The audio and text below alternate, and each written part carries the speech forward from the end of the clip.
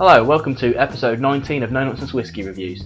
My name is Vin PF, and those who have been following the channel will know that December, in the run up to Christmas, I'm going to be covering a lot of UK supermarket available whisky and whisky related spirits from around the world, hopefully, and I say available in UK supermarkets. Now, I know that I've got some viewers from around the world, including Canada, America, and even South Korea, but these, if they're readily available to me, should in theory be readily available to you as well, because this is stuff that's like really like high volume produced stuff that makes it to our supermarkets, so you should be able to get it as well.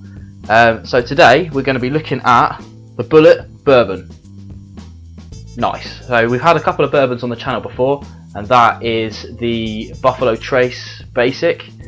We even tried the Wild Turkey Rare Breed Barrel Proof, and I did a quick rundown of the 3 Rebel Yells I did for a tweet tasting recently, so you can go back and check out what I thought of those as well if you like. Onto the Bulleit itself.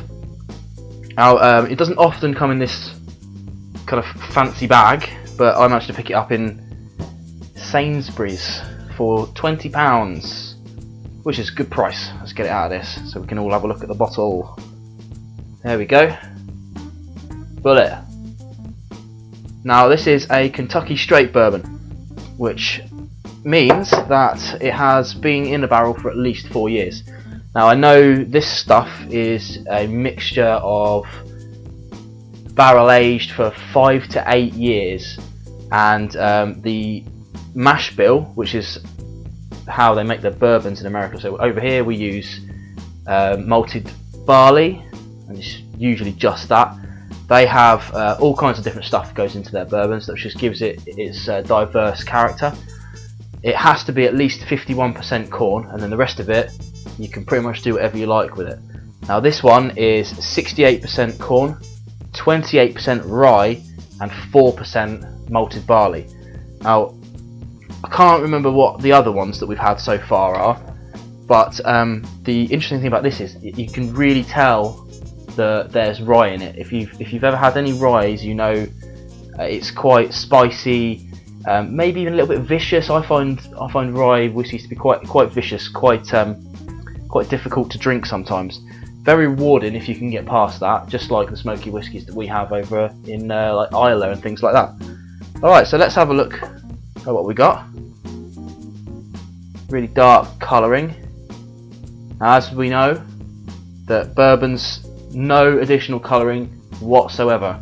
What you see is what you get. That is pure barrel.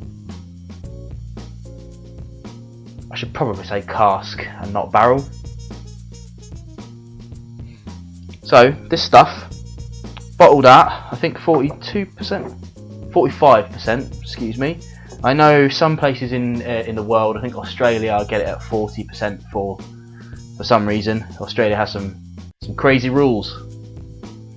And I should also point out this is a Diageo product as well, so all part of the big conglomerate that is Diageo.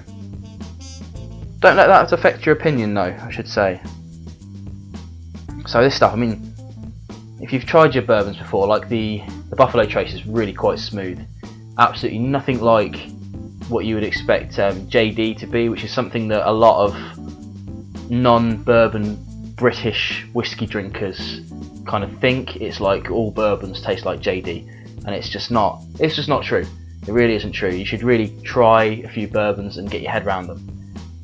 Buffalo Trace is a great place to start. This one, now what I'll say about this is when I first opened it I didn't like it at all. It's that rye. It surprised me. I didn't know it was in there, didn't check the mash bill beforehand, and it's a strong flavour. If you're not used to it, it's a strong flavour. But as you can see, I mean I'm about top of the label now, and when I got to about here I clicked with it and I really started liking it.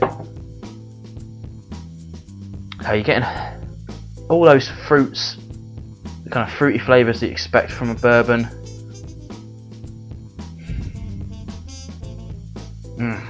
Really nice, love it.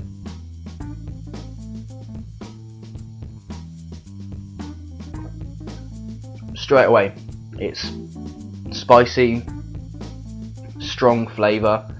It tastes kind of like, in terms of tingly, it tastes almost like a high ABV Scotch, something like a barrel strength or something like that. But it's, once you get past that kind of rye kind of spice, it really is fabulous.